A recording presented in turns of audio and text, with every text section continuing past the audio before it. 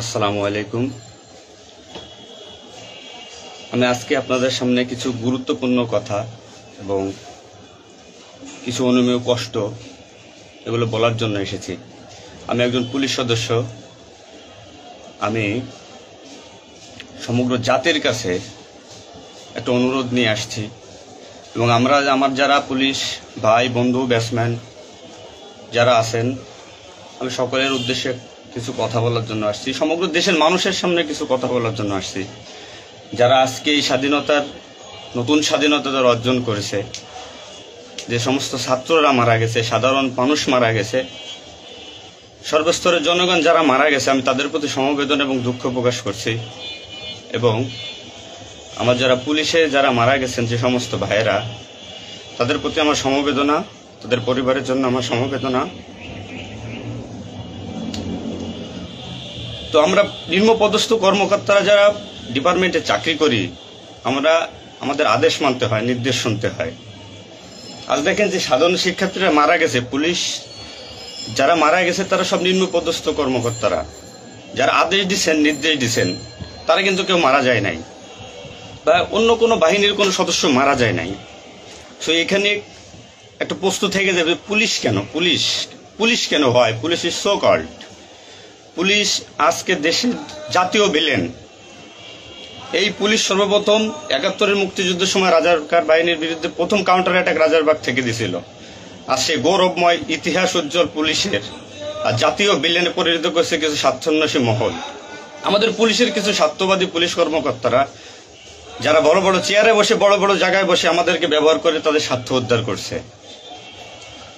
আজ এতগুলো মানুষ মারা গেছে। আমি একজন পুলিশ, এর বাইরে আমি একজন ছাত্র ছিলাম।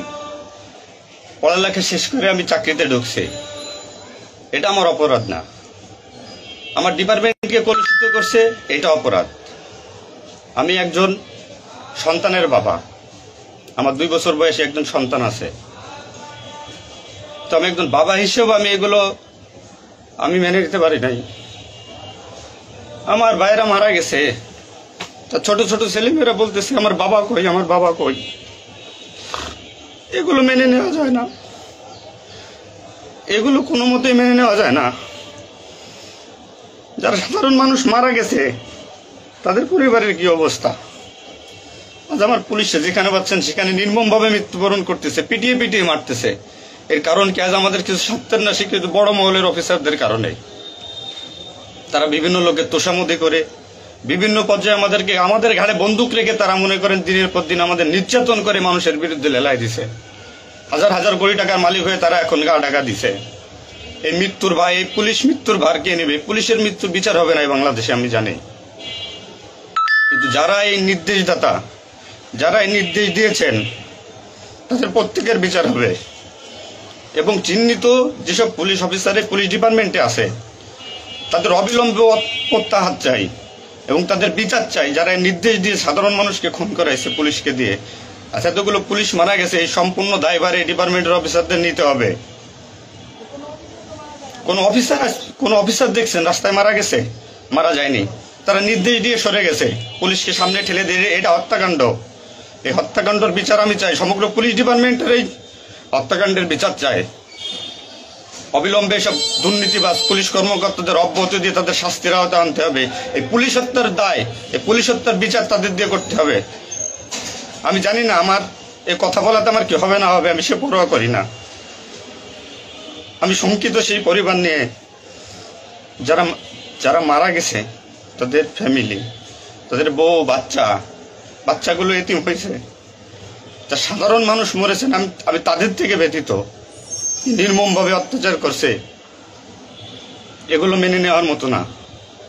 আমি সবাইকে অনুরোধ করব, আমার ভাই বন্ধু যারা আছেন, আমি কোনো উস্কানিমূলক কথা বলতে এখানে আসি নাই। আমি এখন সত্যি বাস্তব কথা বলতে আসছি। আমার কষ্টের সঙ্গে বলতে হয়, আমি একজন পুলিশ পরিবারের ছেলে। আমার বাবা ডিউটিরত অবস্থায়, অন ডিউটি অবস্থায় 2012 সালে মারা গেছেন। আমি পরিচয় দিতে পারছি মানুষের কাছে, আমি একজন পুলিশের সন্তান। আমার ছেলে মেয়ে কিভাবে পরিচয় দেবে তাদের সহপাঠীদের কাছে যে আমার বাবা একজন পুলিশ? কিভাবে পরিচয় দিবে? সিসি করবে? আজ মানুষের কাছে, জাতির কাছে সমগ্র পৃথিবীর কাছে মানুষ আজকে ভিলেন রূপে আপনি পরিচয় হয়ে গেছে। এই মানুষগুলো, এদের মৃত্যুর ভার, পুলিশ হত্যার ভার ডিপার্টমেন্টের সর্বোচ্চ পর্যায় থেকে সর্বনিম্ন পর্যায়ে এর সাথে যারা জড়িত ছিলেন তাদের দেওয়া লাগবে, তাদের এগেনস্টে হবে। প্রত্যেকটা পুলিশ সদস্য আজ বাইরে বেরোতে ভয় পাচ্ছে, মৃত্যুর ভয়। এখনো অনেক জায়গায় আমি নিউজ পাইলাম সকালবেলা, অনেকে পুলিশ মরে গেছে, তার কোনো হদিস নাই। এখন অনেকে আটকা আছে, সবাই প্রাণ ভয়ে, আজ পুলিশ প্রাণ ভয়ে লুকাচ্ছে। কিসের জন্য? আপনাদের কারণে, আপনাদের স্বার্থ উদ্ধারের কারণে পুলিশকে ব্যবহার করছেন প্রত্যেকটি ক্ষেত্রে। এটা আর কেউ মেনে নিতে পারলো, আমি ব্যক্তিগতভাবে মেনে নিতে পারবো না। প্রত্যেকে দায়ভার নিতে হবে আপনাদের। আজ নির্বিকারে যতগুলো মানুষ মারছেন, আজ এই মৃত্যুর সামিলে আমি থাকতে পারতাম। চিহ্নিত করে করে বিচার হবে আপনাদের। পুলিশ কর্মকর্তারা যারা আছেন এর সাথে জড়িত সবার বিচার হবে, বিচার করতে হবে। কেউ না করুক, আমি করব। আপনারা পুলিশের গৌরবময় ইতিহাস ঐতিহ্যকে ধারণ করে নিজেদের স্বার্থ উদ্ধারের কারণে আজ পুলিশ বাহিনীকে মৃত্যুর মুখে ঠেলে দিচ্ছেন। তাদের কথা একবার চিন্তা করেননি। আপনি নির্দেশ দিচ্ছেন, নয়তো এই পুলিশ, এই সাধারণ পুলিশ, আমরা যারা আছি, আমরা কখনো এদের গায়ে বুলেট চালাইতাম না, কখনোই আমরা গুলি ছড়তাম নাই আমাদের ভাইদের উপরে। ডিপার্টমেন্টের ম্যাক্সিমাম 80% পুলিশ এখন পড়াশোনার সাথে জড়িত। এভরি ওয়াল, সবাই পড়াশোনার সাথে জড়িত, সবাই ছাত্র। আপনারা আপনাদের ব্যক্তিগত রক্ষার কারণে কই, আপনারা এখন কোথায় আছেন? আপনারা একজন বড় বড় অফিসাররা কোথায় আছেন? বেরোয় আসেন, নামেন পুলিশের সামনে, পুলিশকে সিকিউরিটি দেন, দেশের মানুষকে সিকিউরিটি দেন। আপনাদের হাতে পুলিশ বাহিনী ক্ষতিগ্রস্ত, বিপর্যস্ত, বৈষম্য সৃষ্টি করছেন আপনারা। আপনারা প্রতিটা ক্ষেত্রে পুলিশের সাথে পুলিশের বৈষম্য সৃষ্টি করে দিয়ে গেছেন। যে যার মন গড়া কথা দিয়ে এটাই আইন, এটাই নিয়ম, এটাই শিখাইছেন পুলিশ ডিপার্টমেন্টকে। এগুলো হবে না। আপনারা যেখানে যান না কেন পালাইয়ে, যেখান থেকে পলায় যান, এই পুলিশ আপনাকে খুঁজে বের করবে। এই মৃত্যুর দায়ভার আপনার নিতে হবে। সত্য কথা বলাতে অনেক পুলিশের চাকরি খেয়ে নিয়েছেন আপনারা। আপনারা সুযোগ পেয়ে স্বার্থের কারণে অনেক পুলিশকে বলে পুলিশ ডিপার্টমেন্ট থেকে বিতাড়িত করছেন। তাদেরকেও পুলিশ ডিপার্টমেন্টের প্রয়োজন।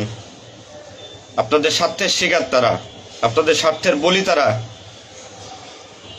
অনেক পুলিশ ভাইরা, সাধারণ পুলিশ ভাইরা যাদের চাকরি থেকে বিচ্যুত করছেন, অবিলম্বে তাদেরকে চাকরিতে আনবেন আপনারা। এটা আমার অনুরোধ। আজ দেশে কি মুহূর্তে, মানে পুলিশকে কোন সিচুয়েশনে ঠেলে দিয়ে গেছেন। নিশ্চিত মৃত্যু, পুলিশ মানুষ নির্মমভাবে পিটাই পিটাই মারতেছে। এর দায়ভার আপনাদের নিতে হবে। প্রত্যেক পুলিশ পরিবারের যে আক্রোশ, যে কষ্ট, এগুলো দায়ভার আপনাদের নিতে হবে। সাধারণ মানুষ আপনাদের ক্ষমা করবেন। আপনারা সবাই চিহ্নিত, আপনারা সবাই এই বাংলাদেশের দুর্নীতিবাজ পুলিশ অফিসারদের আপনারা সবাই চিনেন, আপনারা সবাই তাদের চিনেন। এদের বিচার আপনাদের করতে হবে। এই বিচার চাই আমরা, সাধারণ জনগণের হত্যার বিচার চাই, পুলিশ হত্যার বিচার চাই। পুলিশ হত্যার বিচার না হওয়া পর্যন্ত আমি ডিউটিতে যাব না, আমি আমার কর্মস্থলে যাব না। অনেক পুলিশ সদস্য এখন পর্যন্ত নিখোঁজ। আমার সহপাঠী ভাইরা মারা গেছে, আমার পরিচিত ভাইরা মারা গেছে। তাদের সন্তান হাউমাউ করে চিল্লাইতেছে, আমার বাবা কই? এর জবাব কি কে দেবে? জবাব দেওয়া লাগবে। এতগুলো মায়ের কোল ফাঁকা করছেন, পুলিশ জীবন হারাইছে, গর্ভবতী মহিলা পুলিশে পর্যন্ত মারিয়ে ফেলছে।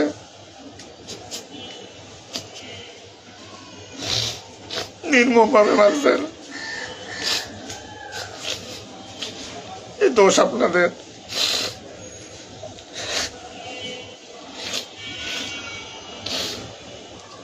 চাকরির ভয় নাই, চাকরি যায় যাক, ভিক্ষা করে খাবো, নির্যাতন আর মানবো না। কি করছেন পুলিশ ডিপার্টমেন্টের জন্য আপনারা? কত পুলিশ মারা গেছে তার তো ঠিক নাই। বিচার হবে, বিচার আমি করবো, কেন করবো?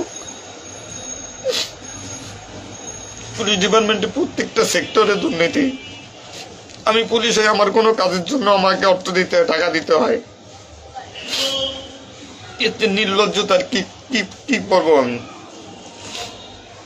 সাধারণ মানুষ দূরের কথা, আমরা কোনো পুলিশের কাছে সহযোগিতার জন্য গেলে তারা আমাদেরকে মূল্যায়ন করে না, কোনো কাজে হেল্প করে না, কোনো কিছুতে সুবিধা দিতে চায় না। আজ ডিপার্টমেন্টে বৈষম্য সৃষ্টি করে থেকে গেছেন আপনারা।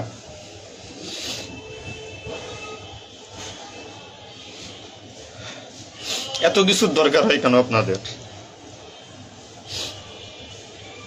আজ আপনারা কেউ মারা যাননি, সবাই নির্দেশ দিয়ে যার যার মতো সুযোগ মতো পালাইছেন, সুযোগ মতো চুপচাপ করে বসে আছেন। পুলিশ ডিপার্টমেন্টের অনেকে আছে যারা এর সাথে জড়িত না, সরাসরি গুলি করতে চায় নাই, বাধ্য করছেন, নির্মম মৃত্যুর দিকে ঠেলে দিয়েছেন এদেরকে। কোনো কিছুই মনে করেন আপনারা তো নতুন দিনের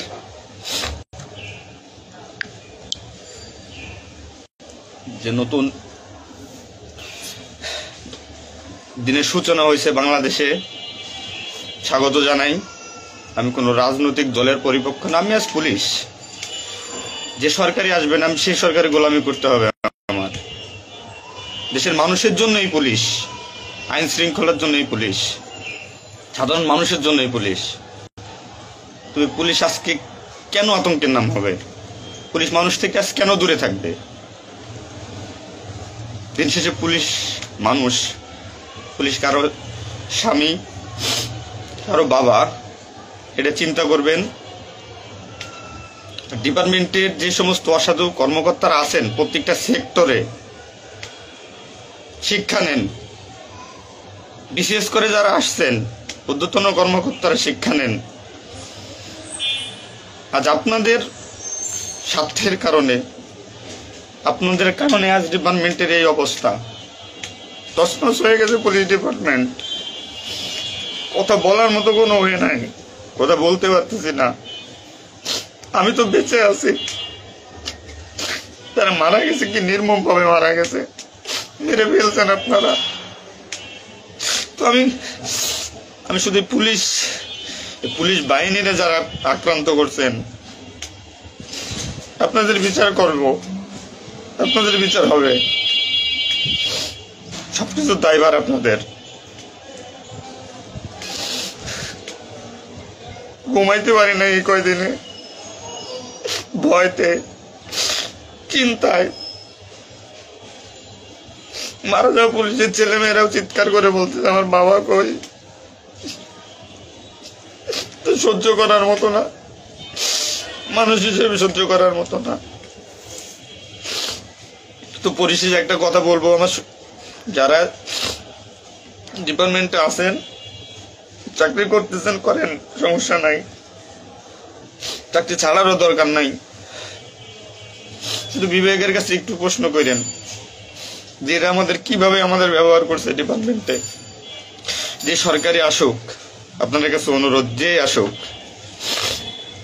ভাই, দেশে সরকার নাই আসুক, পুলিশ থাকুক আর না থাকুক তাতে কিচ্ছু আসা যায় না। তো আমার একটা দাবি, একজন পুলিশ হিসেবে, একজন পুলিশের সন্তান হিসেবে, ডিপার্টমেন্টের ঐতিহ্য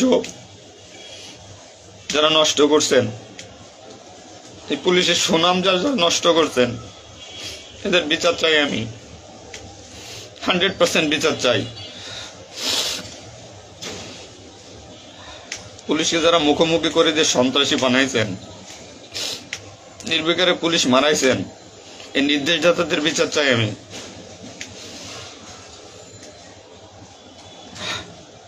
এবং দেশের আইন শৃঙ্খলা পরিবেশ নিয়ন্ত্রণে আনতে সর্বপ্রথমে পুলিশ বাহিনীকে সুশৃঙ্খল করতে হবে। আমি আর অনুরোধ সবার কাছে, যে আপনারা পুলিশে খারাপ চোখে দেখবেন না, যে আমরা যারা নিম্নপদস্থ কর্মকর্তারা আছি, যারা চাকরি করতেছি, আমরা আদেশের গোলাম।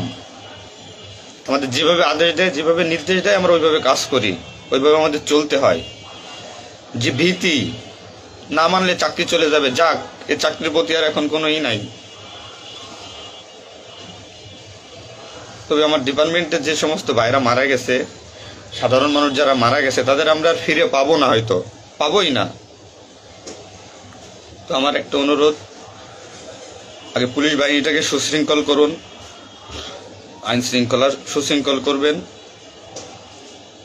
এবং আপনারা যারা সাধারণ মনে করতেছেন পুলিশ ঘৃণিত, পুলিশ অপরাধী, হ্যাঁ পুলিশ অপরাধী, পুলিশ অপরাধ করছে তার চাকরি বাঁচানোর জন্য, এবং তার মাসুল পুলিশকে দিতে হয়েছে জীবনের বিনিময়ে। আপনারা দয়া করে কেউ পুলিশকে খারাপ বলবেন না। পুলিশের প্রতি অনেক, পুলিশ আপনাদের শুভাকাঙ্ক্ষী। এবং বাংলাদেশটার যে বর্তমান পরিস্থিতির উপরে আমি একটা কথাই বলবো, সর্বস্তরের মানুষকে, দেশটাকে আবার সুন্দরভাবে গড়তে হবে, এটাই সবচেয়ে বড় কথা। ফার্স্ট অফ অল এটাই হচ্ছে বাস্তবতা। দেশটাকে আমরা সবাই মিলে গড়ব। এবং পুলিশ বাহিনীর আপনারা যারা পুলিশে আছেন, আপনারা সুশৃঙ্খল হন, মানুষের প্রতি আনুগত্য হন এবং শিক্ষা নেন। এত বড় একটা স্বাধীনতা না হইলে এটা মানুষ কখনো বুঝতো না, বা আমরা পুলিশরা বুঝতাম না যে আমাদের অর্জন কি, আমাদের মানুষের আস্থা কি আমাদের উপরে, বা আমাদের কি করা উচিত। আপনার সবার কাছে অনুরোধ থাকবে, আমার পুলিশ ডিপার্টমেন্টের প্রত্যেকটা সেক্টরের বন্ধু বান্ধব, সিনিয়র জুনিয়র যারা আছেন, আপনারা শিক্ষা নেন, নতুনভাবে পুলিশ ডিপার্টমেন্টটাকে গড়েন, মানসিকতা চেঞ্জ করেন। এবং পুলিশ ডিপার্টমেন্টে যারা আপনাকে ব্যবহার করবে, যারা স্বার্থের জন্য ব্যবহার করবে, তাদের সরাসরি ধরিয়ে দিবেন। পুলিশের প্রত্যেকটা সেক্টরে দুর্নীতি, এই দুর্নীতিবাজদের ধরিয়ে দিন। এদের ধরায় না দিতে পারলে পুলিশ ডিপার্টমেন্ট কোনোদিন শুদ্ধ হবে না। আর দিনের পর দিন এরা মনে করেন আমাদের সাথে বৈষম্যমূলক সৃষ্টি করে এদের নিজেদের স্বার্থ হাসিল করবে। তো সবার কাছে আমার একটা অনুরোধ, আপনারা সবাই ভালো থাকবেন আর আমাদের পুলিশের জন্য দোয়া করবেন, যাতে আমরা একটা সুশৃঙ্খল বাহিনী হিসেবে রিইউনিয়ন, পুনরায় পুলিশ ডিপার্টমেন্টটাকে আবার গড়ব, এই শিক্ষা থেকে শিক্ষা নিয়ে, যে পুলিশ কখনো মানুষের দুশ্মন নয়, পুলিশ মানুষের শত্রু নয়, পুলিশ মানুষের বন্ধু, জনগণের বন্ধু। এটা আমরা প্রমাণ করব। এই মানসিকতা নিয়ে তৈরি হন আগামী দিনের নতুন পুলিশ বাহিনী গড়ার জন্য। সবাই সবার নিজের প্রতি খেয়াল রাখবেন, ফ্যামিলির প্রতি খেয়াল রাখবেন, আমার জন্য দোয়া করবেন। আসসালামু আলাইকুম।